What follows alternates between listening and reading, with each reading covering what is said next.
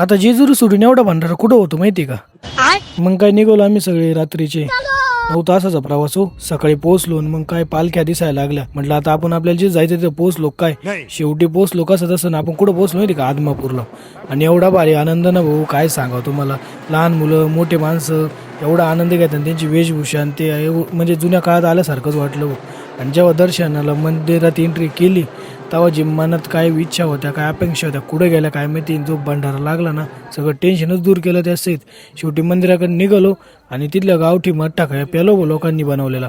1 number घरगुती मठ्ठा होता. त्यानंतर मठ्ठा नाही का, ताक होता सॉरी.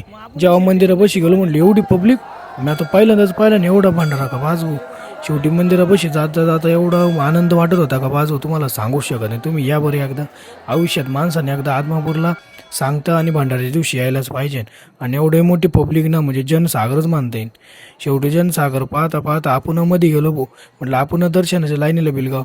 आणि काय म्हणावं भंडाऱ्याचा आनंद, काय तिथले लोक आनंद घेत होते सगळे म्हणजे आम्ही सुद्धा आनंद घेत होतो. एवढं भारी वाटत होतं. डेकोरेशन 1 नंबर हो. डेकोरेशन पाहिलं आणि दर्शनाला बिलगलो. आणि तुम्हाला एक तिथलं वैशिष्ट्य सांगतो. तिथला जो खाली पडलेला भंडारा आहे ना, तो कधी पण घेऊन या. कधी पण आपल्याला कोणी आजारी पडलं काही वाटलं तर तो भंडारा लय काम येतो बरं का. शेवटी आपलं दर्शन झालं, निघालो घरी. आता अशा प्रकारे दर्शन घेऊन आम्ही निघालोय. आणि दर्शन घेतल्यावर जी भावना म्हणजे मनात तयार झाली एक वेगळीच होती आणि एनर्जी वेगळीच फील झाली. आता जातोय आम्ही, कारण आमचे 2-3 व्यक्ती हरवले आमच्यापासून. तर इथे तेवढाच एक प्रॉब्लेम आहे की माणसं हरवतात खूप. तर आता आम्ही गाडीपाशी जातो आणि ते आले का नाही बघू पुढे. ब्रह्मादेवीचं देवस्थान आहे आणि इकडून दर्शनाला बाबांच्या जातात. तिथं आता आमचं दर्शन झालं ना, आमचा अवतार पण तुम्हाला माहिती आहे आमचा काय झाला.